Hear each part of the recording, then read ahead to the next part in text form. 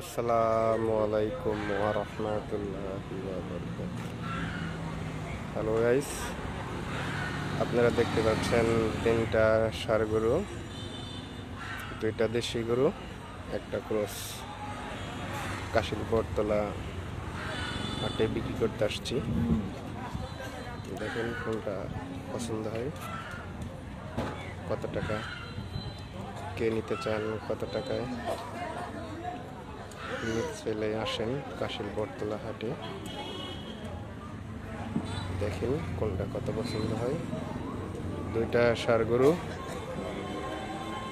একটা ক্রস। দেখেন কোনটা কত পছন্দ হয়। যে নিতে ইচ্ছুক কাশিল বটতলা এসে পড়েন।